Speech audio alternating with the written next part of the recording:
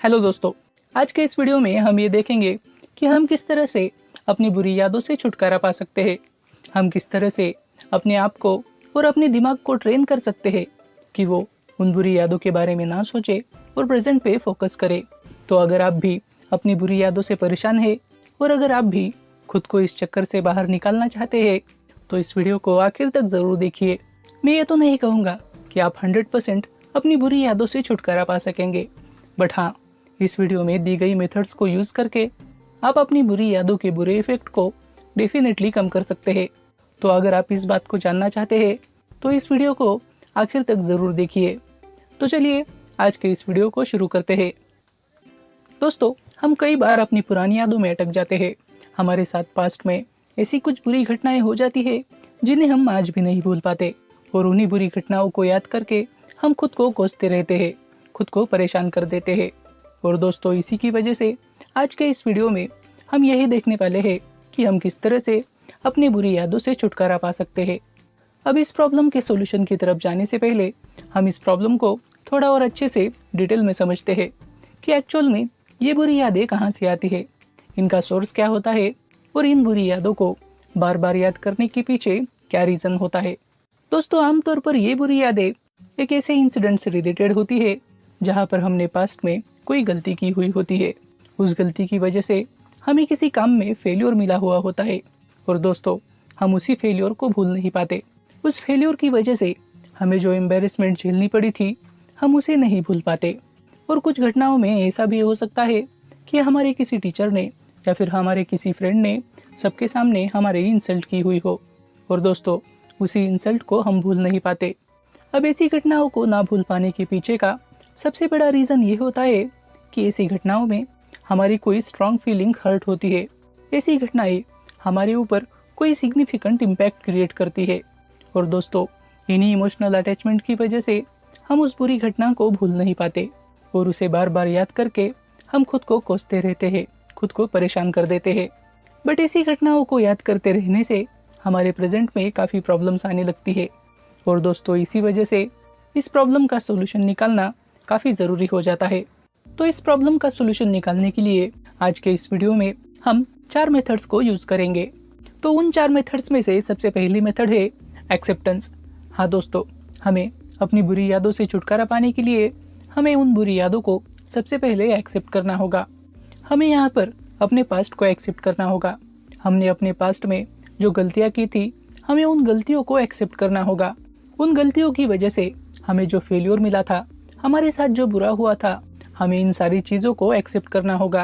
अब दोस्तों, यहाँ पर एक्सेप्ट करना इसलिए इम्पोर्टेंट होता है क्योंकि जिन बुरी यादों को याद करके हम खुद को परेशान करते हैं वो बुरी यादें एक ऐसे इंसिडेंट से रिलेटेड होती है जो इंसिडेंट हमारे पास्ट में हो चुका है और दोस्तों, उसी वजह से उस इंसिडेंट को हम पास्ट में जाकर बदल तो नहीं सकते, भले ही हम उसके बारे में कितना ही क्यों न सोचे।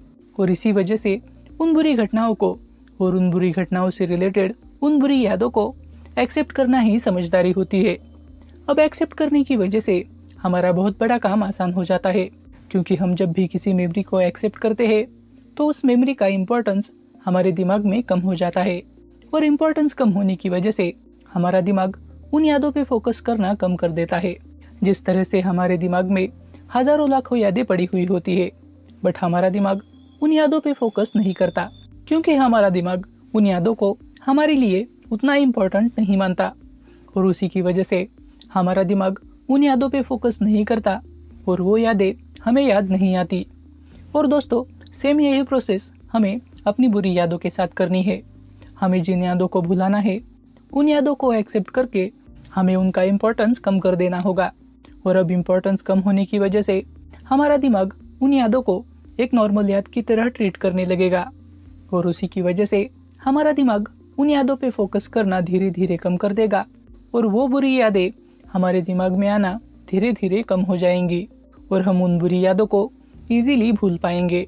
तो दोस्तों, इस तरह से हम उन बुरी यादों को एक्सेप्ट करके उनके इंटेंसिटी को कम कर सकते हैं और उन बुरी यादों को आसानी से भूल सकते हैं। हमारी अगली स्टेप है चेंजिंग पॉइंट ऑफ व्यू। हाँ दोस्तों, हमें अपनी बुरी यादों की तरफ हमारा देखने का नजरिया बदलना होगा।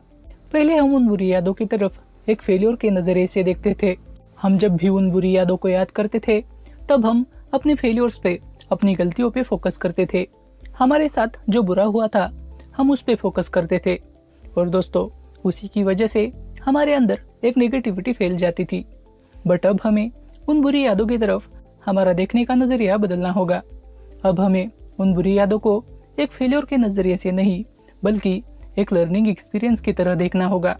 अब जब भी वो बुरी यादें हमें हमारी गलतियां, हमारे फेलियर से याद दिलाने आएंगी तब हमें खुद से ये कहना होगा कि हमारे साथ जो बुरा हुआ था वो बुरा क्यों हुआ था, हमें जो फेलियर मिला था वो फेलियर क्यों मिला था, क्या उस फेलियर के पीछे हमारी खुद की कोई गलती थी या नहीं, और हमारी खुद की कोई गलती थी तो फिर उस गलती को हम आज में किस तरह से सुधार सकते हैं, हम किस तरह से अपने आप को इम्प्रूव कर सकते हैं। इस तरह से हमें उन बुरी यादों की तरफ हमारा देखने का नजरिया बदलना होगा और हमें उन बुरी यादों से सीखने की कोशिश करनी होगी।